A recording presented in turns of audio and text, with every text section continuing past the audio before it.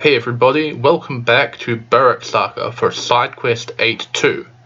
This side quest revolves around Marcel, and so a lot of my preparations are going to be revolving around him too.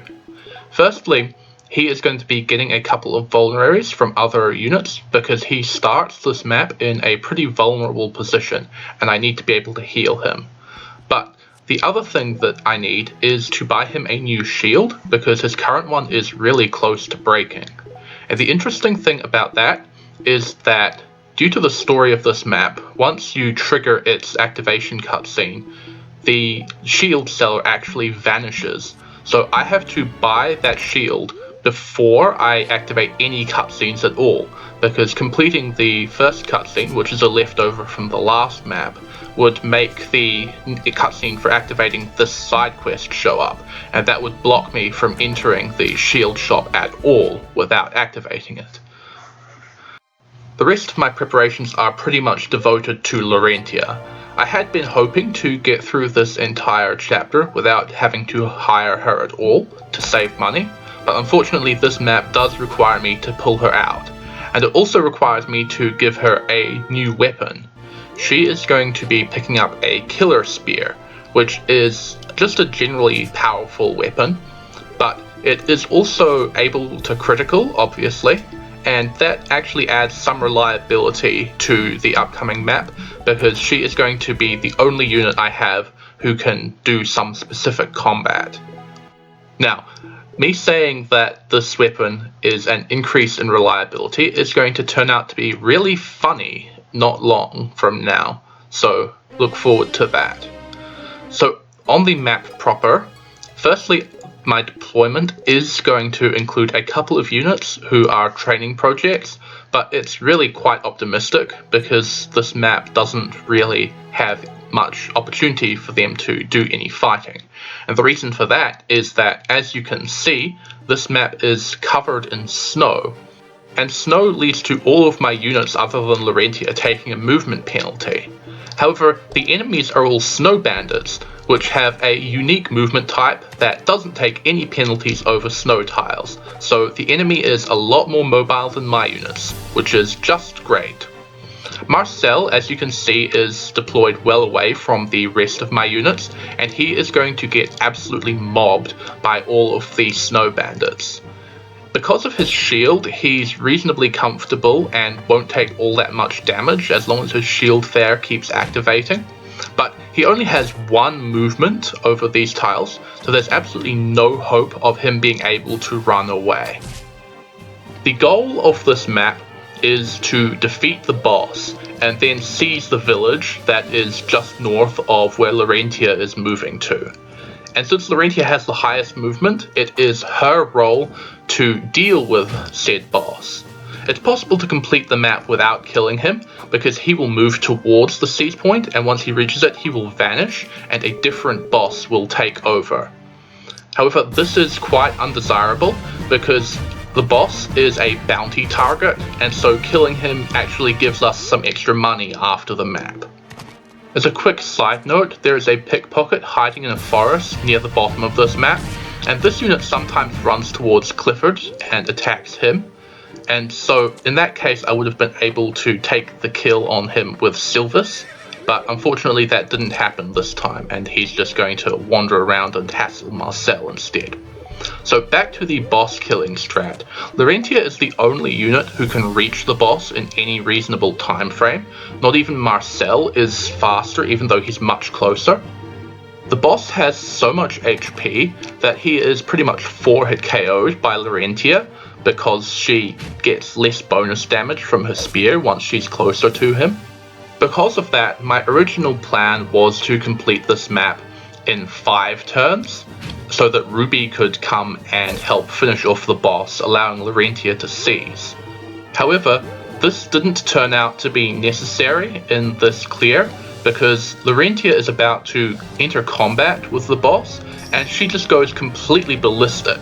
She's not only getting a critical hit on her first attack, she also procs Adept and gets a second 18% critical in order to just casually one-round KO the boss and save me having to deal with anything. And that ended up saving me a turn, because she is now free to just wander over and seize at her leisure. Now, Larentia does seem to be in quite a dangerous position because there are a lot of enemies over here, and she doesn't have all that much defense or HP, especially since I keep forgetting to equip one of her shields. However, it's not really a problem, because the only enemies that can attack her are the archer and the dragon, because the axe units cannot initiate combat against a flying unit. Speaking of the dragon, this appears to be the greatest threat to Larentia, but she is in fact completely safe from it, because it is just going to fly over towards the right hand side of the map completely pacifistically. It does not become aggressive until it reaches a spot near the upper right corner of this map, and I am going to be well and truly finished by the time that happens, so no one really cares about the dragon. And that's a good thing, because I have no realistic way of dealing with it. So the last dragon that we fought was a fireworm, which is vulnerable to wind magic, and that meant I could just throw the Pallas Riana at it. But this is an ice worm, and I do not have any units that are really competent to use fire magic, which is its elemental weakness. And because it's an ice worm, it's also almost completely immune to wind magic, so I have no good options for dealing with it. My best option is probably Sylvis's Ember Arrows, and even those aren't particularly effective. So now that the main objective is pretty much handled, let's check out my training targets. There is one enemy that's heading all the way to the right hand side of the map, where Dean, Enid and Sylvis are all waiting to gang up on him.